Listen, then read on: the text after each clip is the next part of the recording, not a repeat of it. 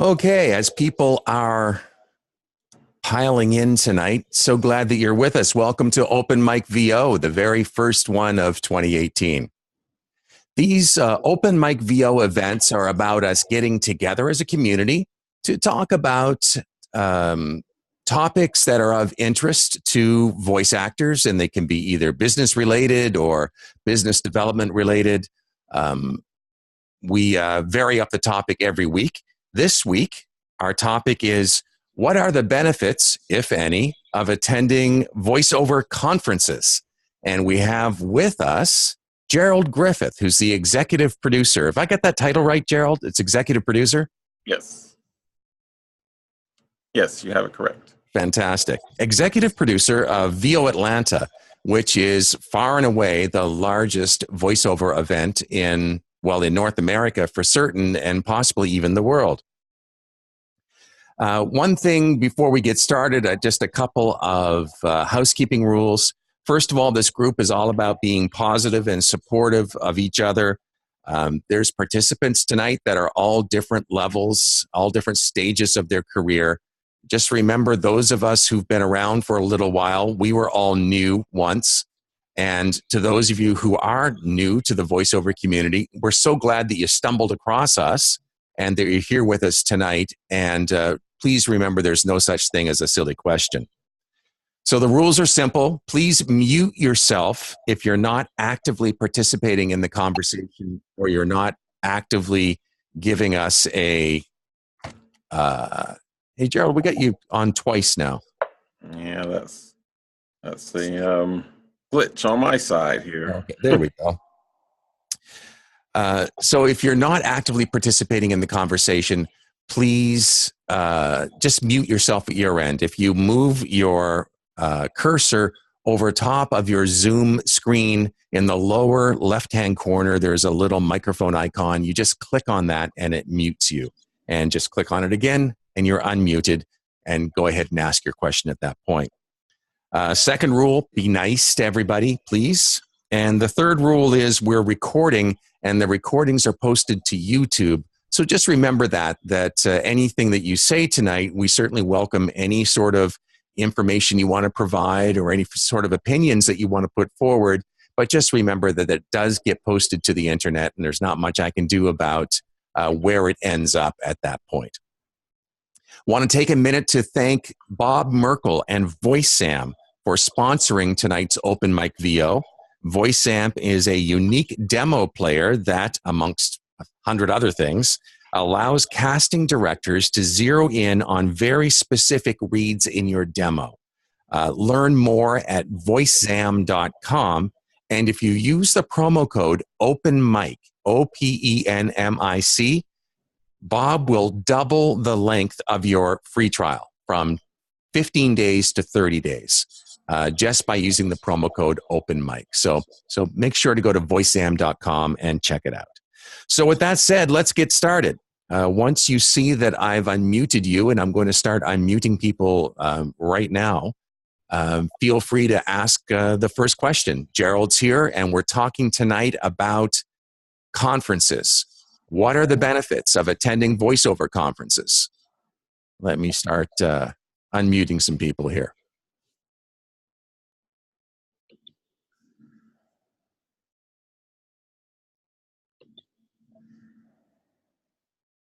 This does take a second because I have to do everybody singly. Sorry about that. Hey, that's technology for you. There you go. I should mention that if you find that I have not unmuted you, it's probably because I can't. You need to be actually using the latest version of the Zoom application.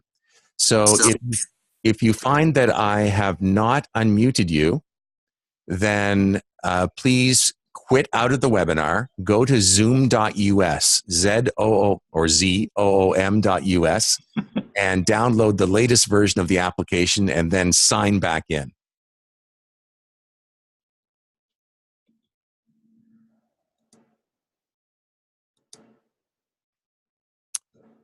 Just getting the last bunch of people here unmuted. Once again, once you see that you are unmuted, don't hesitate to ask the first question.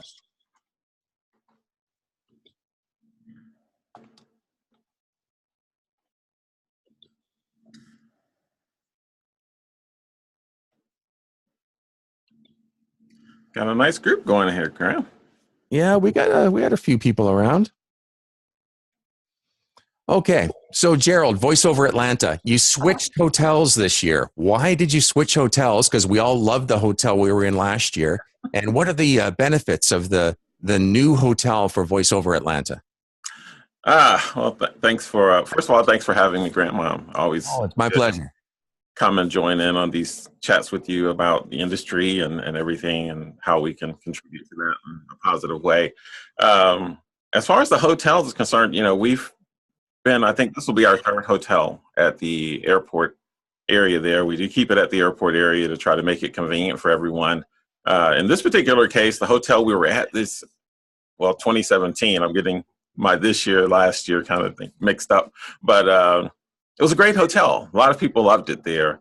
Unfortunately, they just didn't have enough conference space for us. So we were already maxed out on their conference space.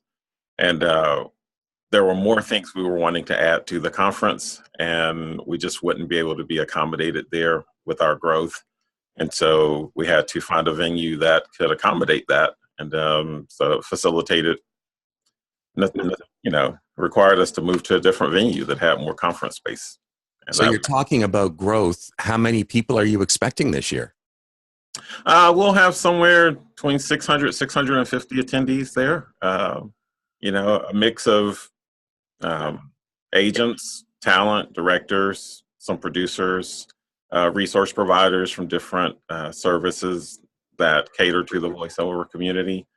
We have kids there for the youth program. We have a wide mix. Some people that are just getting started, and we have people who've been in for 3-4 decades. So a question I get asked a lot when it comes to conferences is that people look at the roster of guest speakers that you have, and you've got some A-list people that are, attending your conference as speakers and as attendees.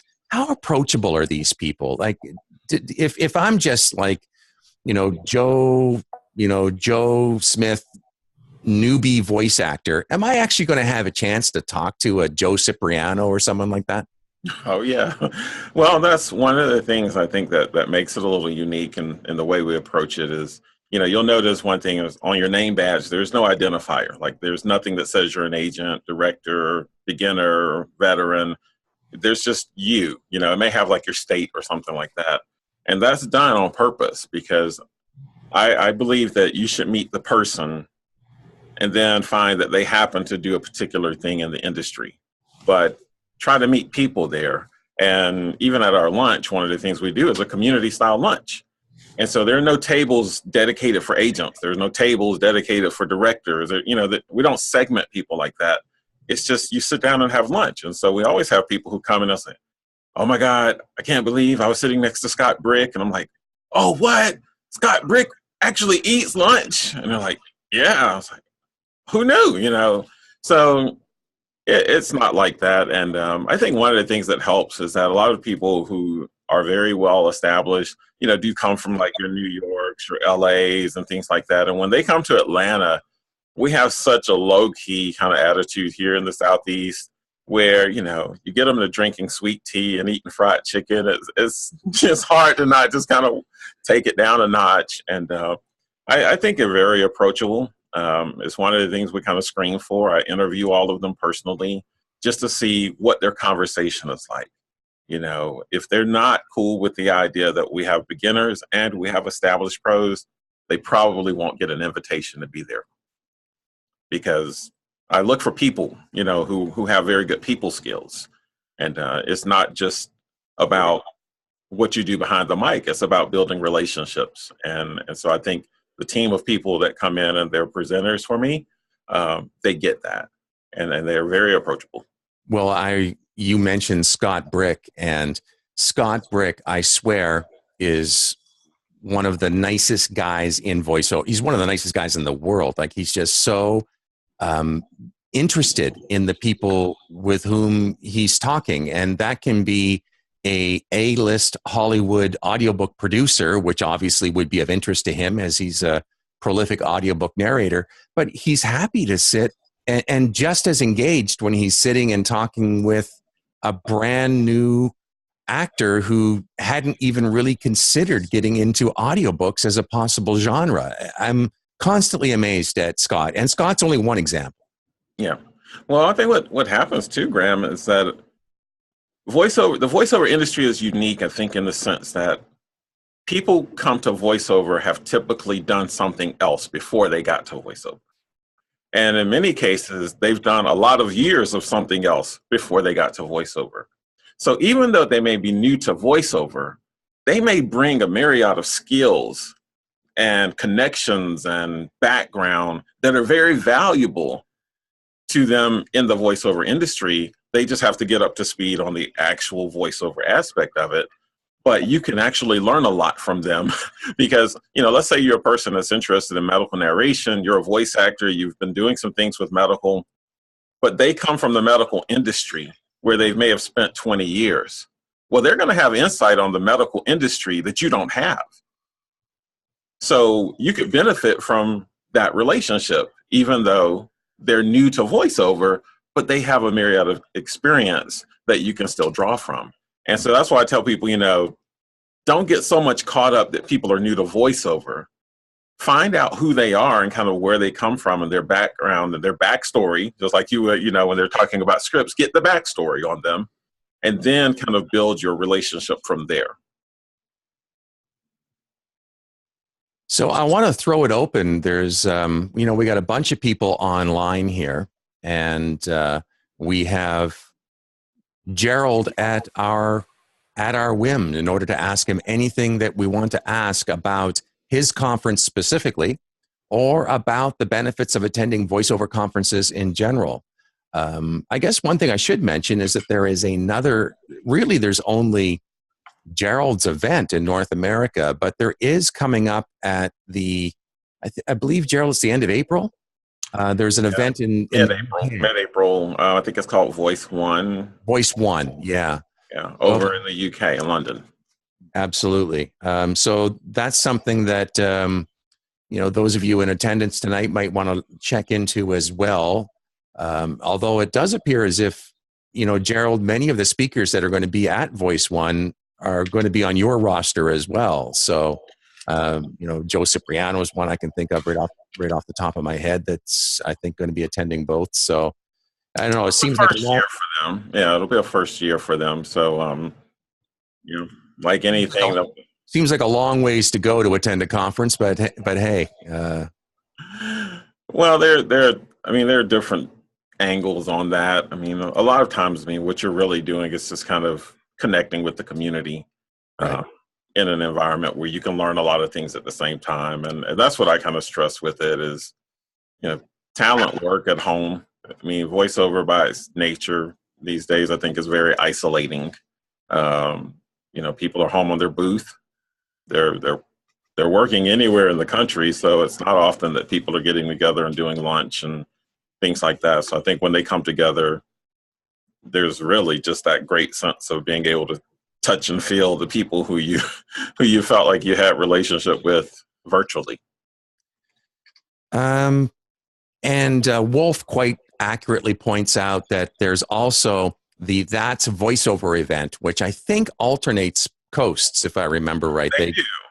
They have the VATS voiceover service is kind of a weekend, but VATS voiceover is, if I'm not mistaken, it's a series of panels and events and learning opportunities that take place on Saturday.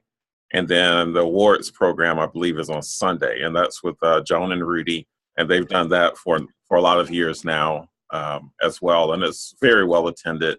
It's a different type of event, though. It's not really an educational first event like your conference is. Yeah, it has a different vibe to it. I love what they do with it. It's just very different. They do the bow ties and the suits and everything, and everybody looks great. It's awesome. They have it at nice venues. Just some wonderful venues. They were in the Lincoln Center last year, and just the video from it was awesome. So, Graham, my thing with it is, I know sometimes people have asked me in the past, what do you think about other events? I think it's great. I have no desire to be the only event. I really don't. I think the variety is awesome to have there. Joan and Rudy's event is very different than mine. Randy Thomas's event out in the LA area is very different than mine. The one Val Kelly puts on in the DC area is very different than mine. The one in London will be very different. Mm-hmm. And I think that's good, you know, and even if people just in their community go to their local meetup or they go to something in their region, that's the core of what it's all about. I mean, my event started from a meetup group here in Atlanta. So that's where it all began. It was a small group of people getting together. I mean, you know, you think about it, the whole conference started with the idea of me wanting to get 10 to 20 people together in a meetup group. Yeah, I remember. So, you know, so community does matter. Wherever you are, if you can just find a few people and you got to start meeting once in a while or something and doing lunch. And it doesn't always have to be a big training thing. It can just be bowling. It can just be lunch. It can just be connecting. And then you can supplement that with your online chats and things like that as well. So, Gerald, it was, I'm not sure who this person's first name is.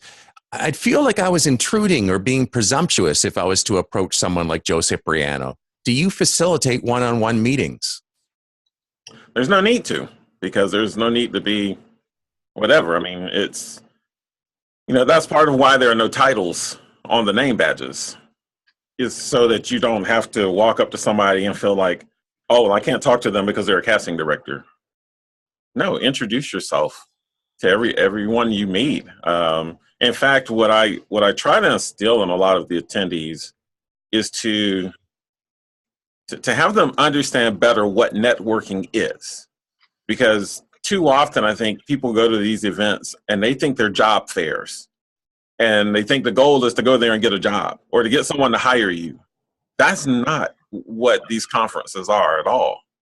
You should see it more of as an opportunity to network. And what that means in networking, as my training and background kind of tells me, is that in true networking, your objective is to educate the other person about who you are and what you offer, so that where connections may form, they can more adequately provide resources to you. You know, so if there's a referral to be given, they know enough about you to effectively give you a good referral, not just, hey, somebody's looking for something to do with voiceover. No, they know that specifically you do commercial and this is the type of voiceover you do. And so when I refer someone, if I'm sending someone to Graham, I know that Graham can take care of them. So when you're at the conference, it's not these short little networking events like you may go to where it's 2 hours. It's a full weekend. If you come out early in the morning, Joe Cipriano and his wife Ann were in there working out and sweating. And guess what? If you're in the workout, you're going to be working out and sweating. And who knows, they may rotate the people around and you're doing sit-ups and you're holding Joe's feet down and he's holding yours the next time. It's just people being people, you know, and that's the beauty of it. I think the key to networking is that never be thinking what someone can do for you. Always be thinking what you can do for them. And then the opportunities will just naturally occur for you. And to Kay Roche, who was the person that was saying, I'd be nervous about approaching Joe Cipriano. I mean, if you really find that, then find Gerald. Gerald will, like in 15 seconds, is like, hey, Joe, get over here. I want you to meet somebody, or I will do it. I mean, there's certainly no issues with you being introduced to anybody that attends the conference. It's just, it's such a down-to-earth, very casual group, and no one goes there and really has an ego about it. And that's one of the things that I appreciate most about the voiceover community in general, not just conference attendees. Yeah. Gerald, Dawn is asking, when will the agenda for VOAtlanta be posted? And can you talk yet about any of the X sessions? That's always the famous two questions I get at the beginning of January. Well, damn it, we're 8 weeks out. Come on, tell us, man. 7 weeks out. I know. The agenda is always a monster. It's, you know, if people ever talk about the craziest part of planning this thing, it's the agenda. There are over 150 items in the schedule for VOAtlanta. So if you can imagine what would go into playing Tetris with 150 blocks and trying to figure out how to fit them all together, it's kind of like that. We're hoping to have the agenda up within the next week because X sessions open up around the 21st, I believe it is. And so, well, and they always sell out fast too, right? So yeah, a lot of them really do. We always have people contacting me, you know, early, like, hey, you know, is there a way like I can pay an extra amount or something and just, you know, register early for like, no, it's not. You know, we usually open it like at noon or 3 o'clock or something on, I think on that Sunday or Monday or whatever it is. But a lot of them do go very fast. For the people who don't know, what is an X session? How is it different from the regular sessions at the conference? Okay, well, let me give you the whole backstory on the next session because occasionally people misunderstand how they came to be and what purpose they serve. An X session happens in conjunction with the conference, and it's a 3-hour workshop that's limited to just 12 people. In fact, a couple of X sessions we have for 2018 are limited to 10. So what happens is it's a workshop that you may have with this particular presenter anywhere that they would teach. And so you go in, there's the 12 people. There is an extra fee for it. So, you know, I want to get that out front, that there is an additional fee for people who attend it. But the idea is that it's unlike a breakout where there's maybe 40, 50, 80, or 100 people in the room. An X session is just that 12 people in that session. And it is a workshop. It's 3 hours long. So instead of 1 hour in a room with X number of people, you have 3 hours in a room with only 12 and the instructor. So it's very individualized. You know, if the session is about something on mic and performance, you get a lot of on mic time. And more importantly, that instructor has a chance to really get to know you. And they start getting to know you ahead of the session because most of them, like Cliff Zellman, for instance, he's always wanting a list of who's in his session well ahead. And he goes and looks you up. He tries to find out everything he can about you. He'll pull scripts specifically with you in mind.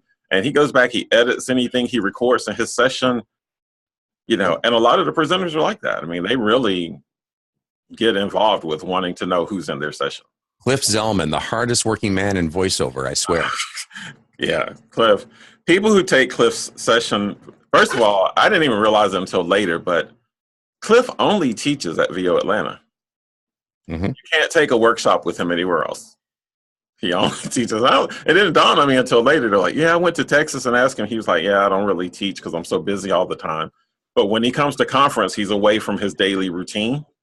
And he does teach. And he does those 3 hours. But he actually takes that stuff back. And he produces them a real audio spot that they can put on their demo and stuff. Absolutely. And I'm not talking about a thrown together thing. He really, really puts it together. And I'm like, wow, man, I've never seen somebody go so many extra miles. The words thrown together and Cliff Zellman don't go together in any level. So no.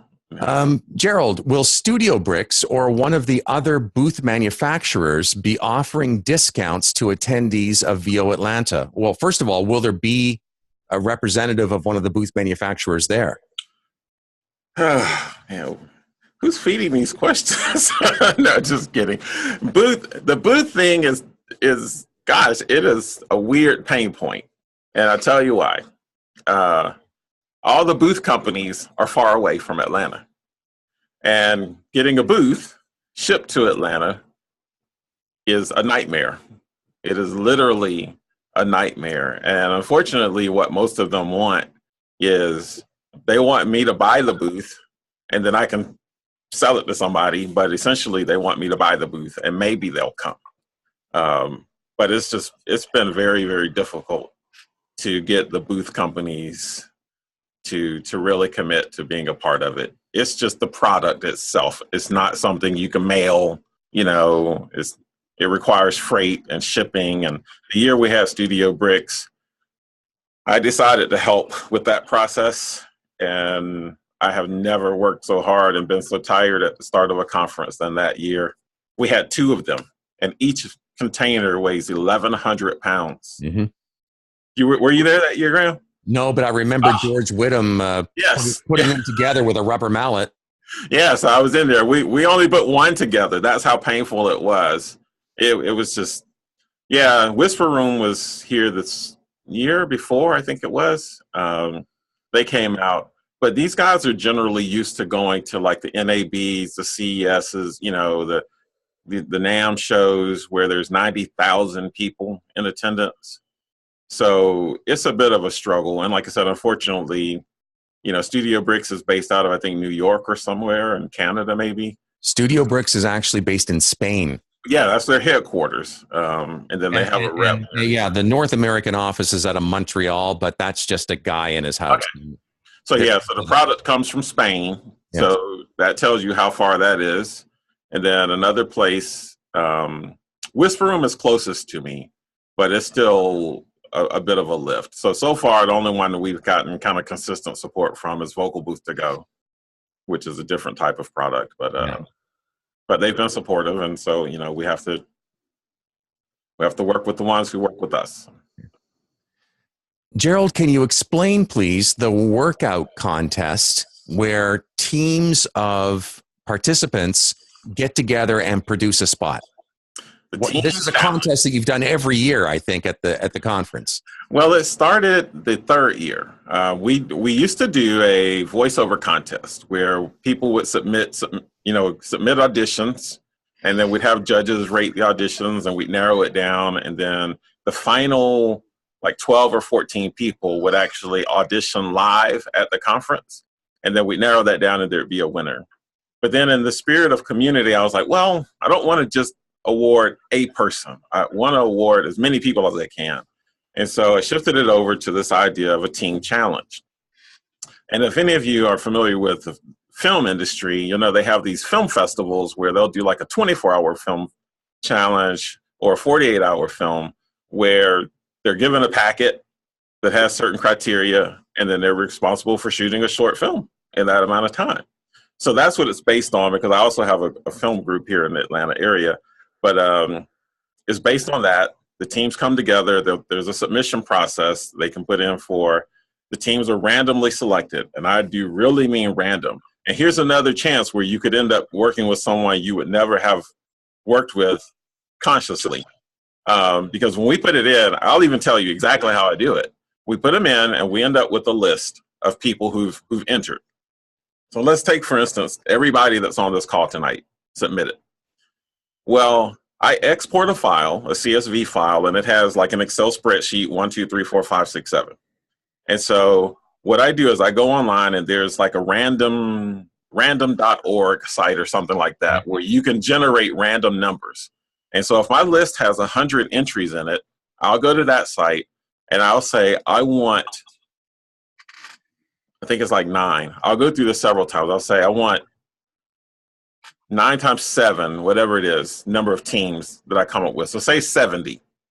So even though I have 100, I'm going to go in there and I'm going to say I need 70 numbers randomly generated between 1 and 100. And whatever numbers come back, I take those numbers and I match them up to the file. And that's how the teams are picked. That's how we know who it is. There's no looking at the names ahead of time or nothing. There's just the numbers that come back, and that's how it's matched. So, Graham, if you were one of the people, you could be next to somebody who this is their first voiceover activity ever, but they're on the team. And so it throws a lot of curveballs, but that's the design of it. The design is for everyone to realize, 1, how much work goes into producing something, and 2, to give people who may ordinarily not had a chance to step up or been pushed out into the spotlight, to give them a chance to do that. Because we had people this year who they were on the winning team, and this was like they were just getting into voiceover. Yep. You know, but here they are with heavy hitters, you know. Can you tell us yet what some of the prizes might be? Oh, gosh, it varies. But Generally, there's always the admission to the next year's conference. Right. And then Sennheiser usually provides something, and there's like 5 or 6 gifts. Yeah, like I remember, I think that people have been given like quite nice sets of Sennheiser headphones, and I mean, Sennheiser really stepped up, if I remember right. Yes, we've had headphones. We've given away the microphones before, the MK4s. We gave away 1 year.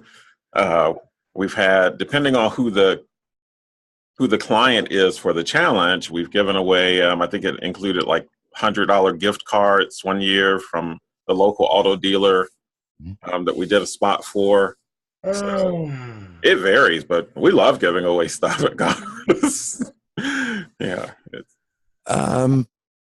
One comment here, Gerald, that I'd like you to address. Any event like this should have a lower cost version, something where you don't actually attend, but you get a link where you can pay a fee, and then you can watch some of the content via streaming video. And I'm pretty sure you've got a product like that. Why don't you tell us about that? Like VOAtlanta.tv. VOAtlanta.tv. Yes, I'm putting the finishing touches on it, but if you want to go take a look at it, you're welcome to. That's exactly what it is. Because we do have a lot of people who, for logistical reasons, because we have attendees from around the world.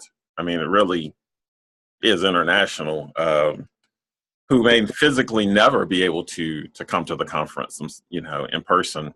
So we've provided this opportunity. It's primarily like our panel discussions, and we have exclusive interviews.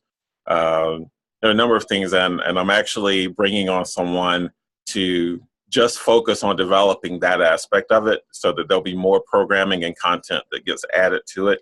But the people who attend, they automatically get access to VOAtlanta TV content, the video content, because there's so many things going on at the conference that people inevitably don't make it to all the panel discussions because they were in the next session or they were in a breakout or something like that.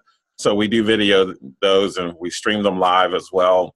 So they have an opportunity, if they're attending in person, they can go back and watch it later. And then people who can attend the conference can sign up for a pass, and then they can watch it as well. And depending on the level of package they choose, they can even download the panels so that they actually own the copy of it, that they can go back and watch anytime they want. And it's about at least 15 to 20 hours of content with that. Now, Gerald, I assume that like any other conference, at the end of it, you collect like feedback forms. Is that true? Oh yeah, we do a survey every year. Okay. So getting to the title of tonight's talk, which is talking about the benefits of attending conferences, what would you say are the top 3 benefits that your attendees say that they get from attending the conference? I mean, I think that most of us go into it thinking, well, I'm going to attend all kinds of sessions and I'm going to learn so much from the presenters. And I think that that's obviously an important benefit, but I think there's so much more than that. I'd like you to address it. Sure. By far, the top response to that is the realization that you're a part of a bigger community. It's a lonely job we have. We sit all by ourselves in little padded rooms and rarely interact with other live people.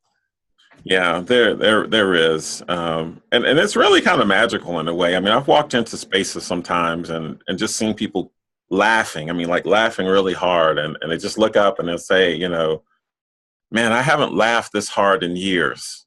And it's like, to me, that's a highlight of the conference, just to see people connecting, having a great time, and getting to know each other. Because no matter what you think you're going to, come in and take the industry by storm or something, it comes down to relationships, so much of it. The big opportunities that come across sometimes for voice actors, they're not going to be on the pay-to-play site. They're not even going to come necessarily through an agent. They're going to be somebody referring you to something. There's going to be somebody telling you about something. There's going to be somebody getting asked if they know somebody and them having to give a few names for consideration. Those relationships matter. And if there's something that people get out of coming to conference, it's the opportunity to put names with faces to build relationships. And one of the things I kind of stress with people is to look for threads. And threads are connections outside of voiceover for which people can remember you by. Because there's nothing unique about you saying, can you listen to my demo? I'm not going to remember you. They're not going to remember you because you asked them to listen to your demo. That's not it. But if they remembered that you both had a kid that was in high school, or you both grew up in the same community, or you both like the color blue, it can be the most arbitrary thing sometimes, but they'll remember who you were. And believe it or not, if you're a likable, approachable, professionally minded person, people will go out of their way sometimes to find opportunities to send your way. You can't underestimate it, and it's proven all the time. And I ask agents and directors all the time, and they say, yeah, if I would take a B+ person that's enjoyable to work with, and I can count on them, and they're, I can send them to a client. I don't have to worry about them, versus somebody who's really, really, really good, but I can't stand them. I don't want to work with them. So being in the community really does provide that opportunity to get beyond the titles and the what you think about people, the Facebook stuff, and I kind of say no keyboard required. There's no keyboard required. You just kind of come out. You can have breakfast with someone. You can work out with someone. We have a Friday night chill thing where we do some of the things that, people kind of wonder, like we have finger painting, and it was well attended. People enjoyed just going in there and just doing finger painting. We had a cigar bar thing, and did you go out there, Graham, with them? I was at the cigar bar. That was a riot. Okay, who was out there at the cigar bar that you can remember? Oh man, there was, I think, Roy, at least 40 of us, and I remember us getting kicked out of. We got kicked out of the area we were in outside because it was supposed to be a non-smoking area, and we got shuffled off to outside. I don't know, somewhere next to the parking lot somewhere. Yeah, but the party continued. The keynote speaker, Bill Farmer, and his wife. Oh yeah, out there. Bill had a big stogie going there. He did. Yeah, but I mean, it was like I walked out there for a little bit, and all I saw was people having a good time together. There was no titles. There was nobody sitting around going, "Oh, it's Bill Farmer." It's like if nobody told you who the keynote guy was, you'd have just thought he was another guy out there having a cigar and a sip of bourbon. That was it. Yeah, that was one of the most memorable parts of the conference to me last year was the cigar bar. Yeah, we have karaoke, which is always very popular. They got kicked out too, but they got kicked out because it was 1:30 in the morning and they still had an hour and a half list of people wanting to do karaoke. And they threatened to call the police if they didn't leave out of the space. So I actually have a space dedicated this year where nobody's going to kick us out because it's our room. So, Gerald, I need to break in just for a second because I did want to thank VoiceSam for sponsoring tonight's OpenMicVO. VoiceSam is this great demo player that allows casting directors to really zero in on specific reads in your demo. And my description doesn't do it justice. You have to go to VoiceSam.com and check it out. And if you use promo code OpenMic, Bob Merkel, who owns VoiceSam, is going to double the length of your free trial. So check out VoiceSam.com. Who is this year's keynote speaker? Townsend Coleman. And tell us about Townie. He is the original voice of Michelangelo from the Ninja Turtles. And he's done a lot of promo work. I'm going to get the station wrong, so I'm not even going to call it the network, rather.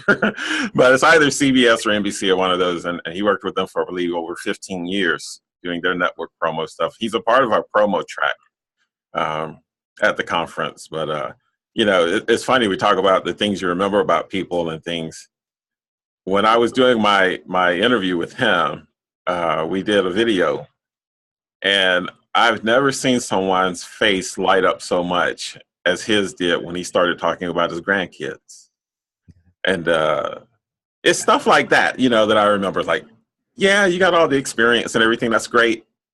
But what I loved most about him was that when he talked about his grandkids, it's like you could just feel that love that he had, And even when he talked about people and the relationships and stuff he's had over the years, that's what I want in a keynote. I want somebody who's going to give themselves to the event and allow people to come up and talk to them and just be open and share and things like that. And so far it's been great. I mean, we've had Pat Fraley, Bob Bergen, Andrea Romano, Bill Ratner, Bill Farmer, and now Thompson Coleman. I mean, that's an A+ list of talent right there, let me tell you. Yep. Yeah. So it's great stuff. Again, I want to throw it open to the crowd. I mean, this has just been Gerald and I, and that certainly isn't the intent. Does anybody have a question for Gerald they want to pose about the conference or about conferences in general? We would love to get your thoughts, get your questions. Is there anyone here that has attended in previous years? And if you attended in one of the previous years, what was the highlight as far as you're concerned?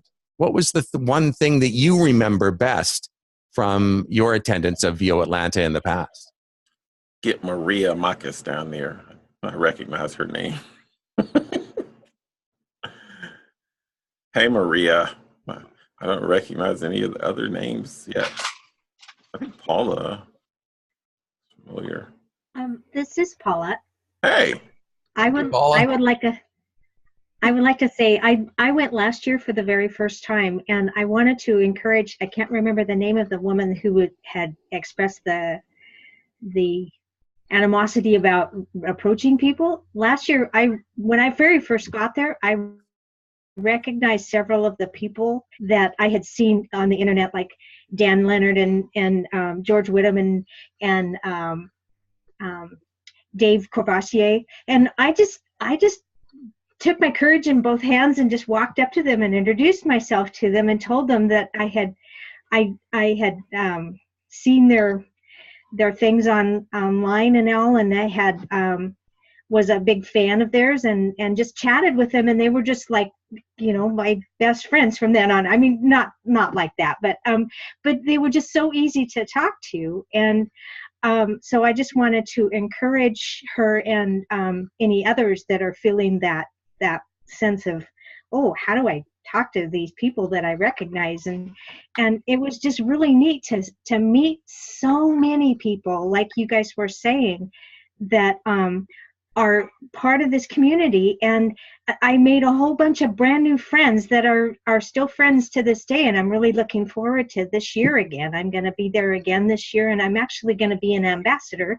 So I'll be able to meet even more people, and I'm very excited about it. All right. Cool. Awesome. Thank you so much, Paula. Tell us about the ambassador program. Oh, wow. The ambassador program for us is, it's a bit of a hybrid program where, you know, sometimes you have volunteers and we have a few volunteers that volunteer for the whole event, but we do our ambassador program where we trade a bit of a discount to the conference in exchange for them agreeing to work for 8 hours towards the conference activity. So it's a little bit of a trade-off. But outside of that, they're regular attendees. So they're eligible what for would they end up doing in their 8 hours? They'd be working at the front registration desk, maybe? Oh, it varies. We have different things. So for instance, we have like a pre and post load, which people overlook sometimes, but essentially if you do pre and post, you don't miss any of the conference because you usually do like 4 hours ahead of the conference. So helping us like set up things or move things around. And at the end, you help us break down things and load up a truck or something like that. But all of your work is done before and after the event.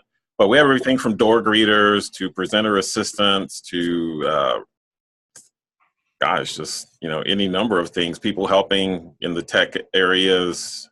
There's probably about 6 different areas that we have people help with. But they do it in 4-hour blocks because we don't want people to miss like a full day of anything. So you won't have more than a 4-hour block at a time. And that's the trade-off. And then once their time's done, you know, they do everything everybody else does. Michael Sessoms has the tough question, though, Gerald. His question is, what are the price levels of this conference? How much am I going to have to invest in order to take advantage of these benefits? Well, we start at $1 million, but then we heavily discount it from there. The standard conference price right now is $547. And just to put some context around that, we feed you about 5 different times within that $547. If you've ever paid for food at a hotel, you'll know that that's not a small feat. That includes your entertainment, that includes access to the breakouts. The only thing that doesn't get covered in that are the X sessions, which are optional sessions. But outside of that, everything else is included. Yeah, and I think it's important to note that, $547 is the conference investment here. But I've been to conferences in other industries and stuff where, $1,200, $1,500 is the going rate all the time. I mean, a $547 registration fee is pretty reasonable, I think, as far as I'm concerned for, it's 2.5, well, actually it's 3 days worth of full of content. It's a pretty good party for $550. Oh, yeah. And it's really, I guess that leads to one question that people ask sometimes if you have like the really people who want to be the really business minded, and they'll say something like, well, what is my ROI out of attending the conference? Well, what I've come to understand and kind of think about that question a bit over the years is first having you understand that the conference is a peer-based event.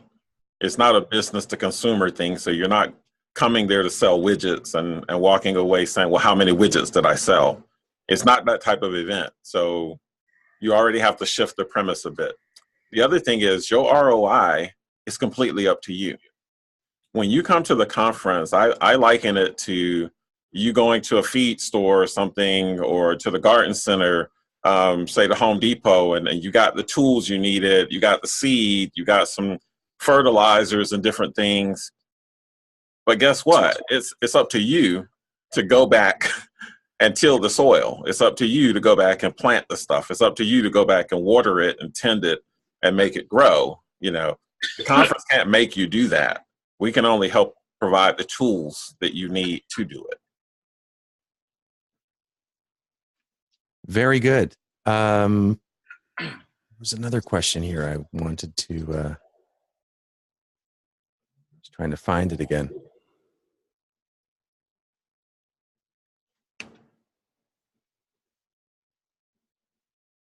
So the conference does run, if I remember right, from Thursday afternoon through till Sunday noontime. Is that it right? Yes. Start at 3. Check-in opens at 3 on Thursday, and we wrap up at noon on Sunday. Who are this year's sponsors? Well, there's Gravy for the Brain, Ed Studio, and JMC Demos are platinum sponsors. And then we have Sennheiser, Comrex, we have BSW, have a number of other ones that are returning, and then we have a lot of supporting sponsors who come as well. So now, are there going to be booths set up again this year for some of these sponsors? Yeah, we have an exhibit hall like we've had every year, and so they'll be set up in there if people want to go in and talk to them, have conversations. I think there are a couple organizations who are starting some of the services like management tools for people running their voiceover business are coming in exhibitors. So we'll have several exhibitors in there like web design, some things along those lines. So if people want to go in and really have a chance to ask questions about putting together their tools or what microphones they'll be doing, BSW will be there as one of the vendors. So people can, ask about microphones. Sennheiser stuff will be in there as well. So yeah, BSW, just for those of you who aren't aware, is a well-established retailer of broadcast equipment. So microphones, acoustic treatment, mixers, all that kind of stuff. That's what BSW is all about. Yep. Cool. Anybody else have any questions? Any thoughts on conferences? Who here has been to either VOAtlanta or another conference? And what was some of your takeaways from it? What were some of the learnings that you were able to take away from these conferences? Well, this is Maria Magus. Hey, Maria. Hi. I've been there, I think every year but one, and I'm going again this year. And I think what's extraordinary about this conference is, well, there's a lot of things, but what really struck me is that it's not the same thing every year, that Gerald and the people who work on this conference work to make it different and to grow and to cover different areas and to reach a lot of people and create an environment where, I don't know if it's been talked about because I did come late, not only do you learn from the coaches, from the sponsors, from the people in the exhibit booths, but the networking with your own peers and with the coaches and with the people who are there continues through the year. And you build on that year after year after year, which makes this event, this particular voiceover conference, one that people are really eager to go back to. And in fact, I think there's a growing number of people who are coming in on Wednesday now, that we might be planning something for Wednesday evening apart from the actual conference. But people are coming in to get together, to talk to each other, to compare year-long work and efforts that we've made and how we've grown, what we've done, and in preparation for the actual conference. So I think it's just a wonderful conference. And I've been to many conferences, not just voiceover, for business conferences and other events and things like this, and this is just, it's just so organic and so meeting the needs of the people who attend, and I think the people who participate as teachers and keynote speakers. I think that it's an event that fulfills everyone, and that's what I find so extraordinary about it. Well, Maria, thank you so much for sharing that. Certainly it echoes the way I feel about conferences in general and VOAtlanta specifically. And Gerald, I think that Maria makes a very good point, is often conferences, I find they have the same speakers giving the same presentations over and over and over again, year after year. And it really, there's not a lot of incentive to go back. And I think that you've worked very hard with your presenters to ensure that the content is really fresh every year. It's very rarely that a presentation gets recycled. Yeah, that's there are a couple of things that contribute to that. One is that I, with some exception, don't have people back in back-to-back years unless there's a very specific reason for it.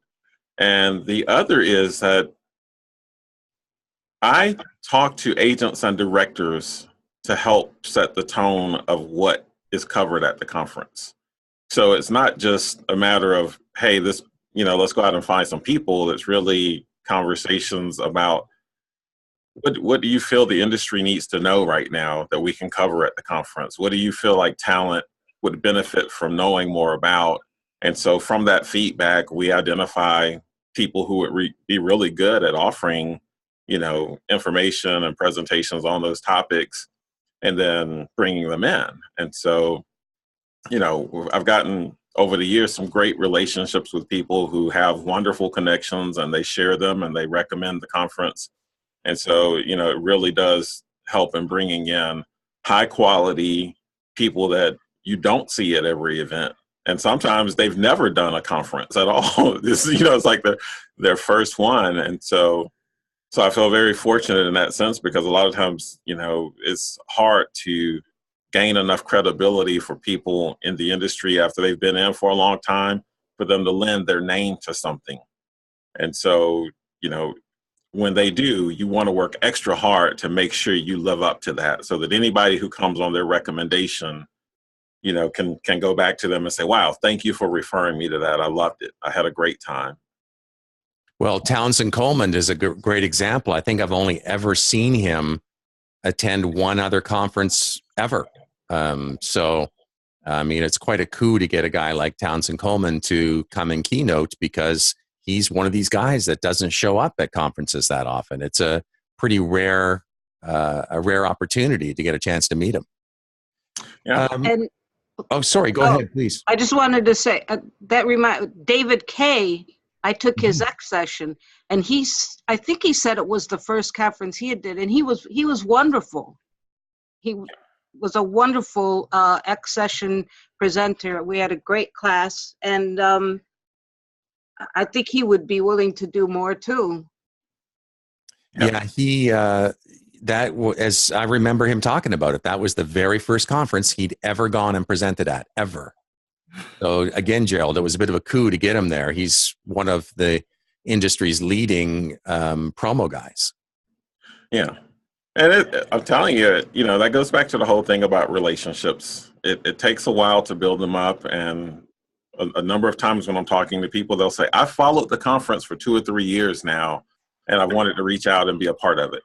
So it's like they pay attention to how things happen and who's going, and the comments and stuff that come out of it, and then eventually they decide that they'd be open to being a part of it. And so it's been great. And like I said, we've got a number of people who come internationally now. We just had someone register this past week from South Africa, who'll be coming. And it amazes me, because I still reflect on that first year where a young lady came from Bermuda, and she was the only person who was from international, and she was coming from Bermuda. And I was like so pumped up and excited.